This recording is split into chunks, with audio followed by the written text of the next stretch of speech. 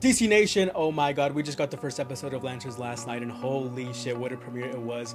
We have so much to talk about, so let's just hop straight into it. And beware, there will be spoilers up ahead, so if you have not seen episode 1, go ahead and watch it and then come back on this video.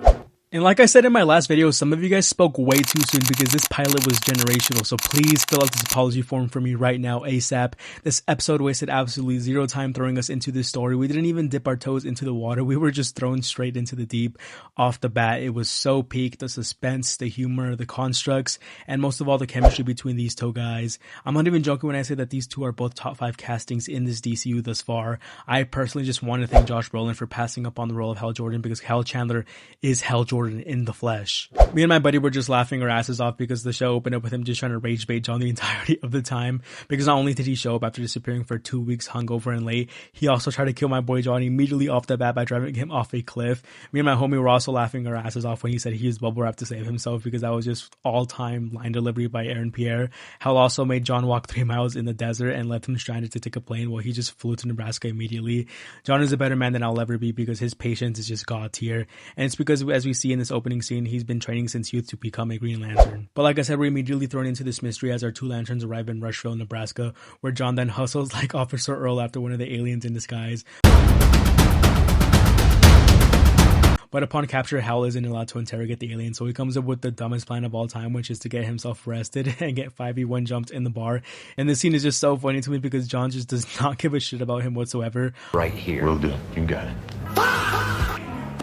Also, the Go Abe insert is name dropped when Hal talks about his canon origin, which I thought was just so cool. I wish we got in a flashback, but it is what it is. Also, I wanted to point this out because I haven't seen many people talking about, but this guy is smart as fuck. He was constantly on top of everything, from dissecting the crime scene at the football field, deciphering the Hale and Rushville message, and he also figured out Hal's jail plan before he even told him. But then John the MILF lover Stewart proceeds to get some action in the car before he goes on over to jail to bail out Hal, which gives us this hilarious courtroom scene.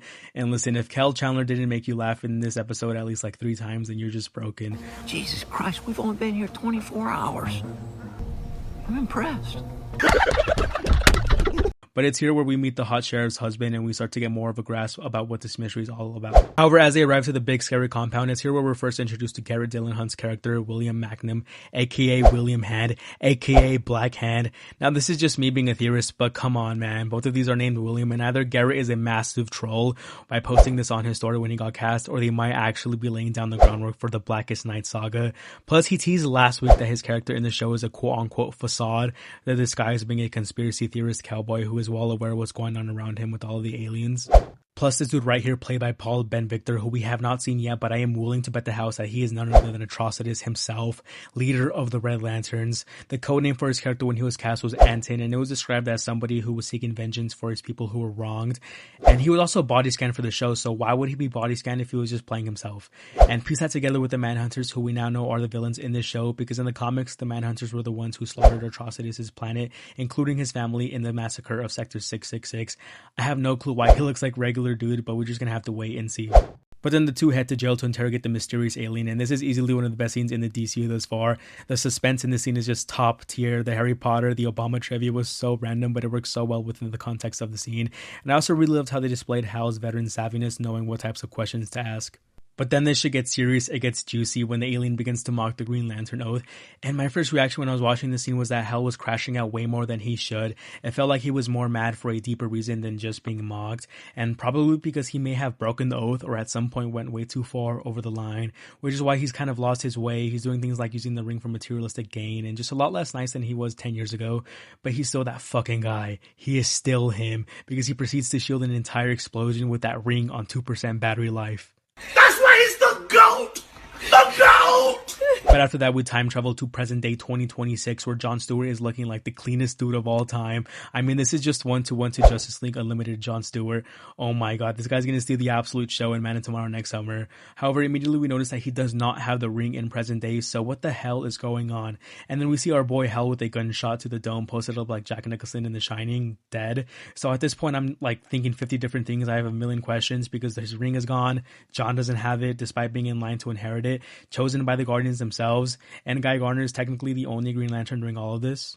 So I put my detective hat on and did some investigating, and I found this behind the scenes photo of Hal and John. And if you look closely here, John has a 2026 goatee and Hal has a bruise on his nose which matches the one he has when he's frozen dead. So something doesn't add up. However, I think we might have actually won, guys. They might actually be setting up Hal to be infected with the Parralax, thus setting up the rebirth story. And we have a few pieces of evidence to back this up, so hear me out before you call me crazy. Starting with one, Hal Chandler a few weeks back said that the Guardians of the Universe are worried about what Hal Jordan may or may not have inherited from Sinestro. And for those who don't know, in the comics, Sinestro is the one to plant and infect Hal Jordan with the ancient entity parasite known as Parralax, which slowly influences and transforms Hal over time. Up until Coast City, his hometown, is just fucking wiped off the map, kills like 7 million people. So justifiably so, Hal wants to rebuild everything with his ring, but the Guardians of the Universe call him and say, no, you can't do that, bro, which leads him crashing out.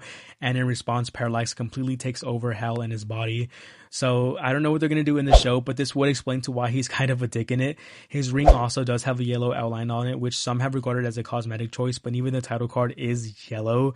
Plus, we do see Sinestro Loki trying to fearmonger Hal in the trailer about him being replaced. And what is the yellow ring? Fear. What is Parralax? Fear. So if the show actually sets up Hal Jordan to potentially come back in season 2 as Parralax, then oh my god, the DC was cooking, because then this would by default set up the Rebirth story arc, followed by the Sinestro Corps War, and then eventually the Blackest Night saga. We would just be on top of the world.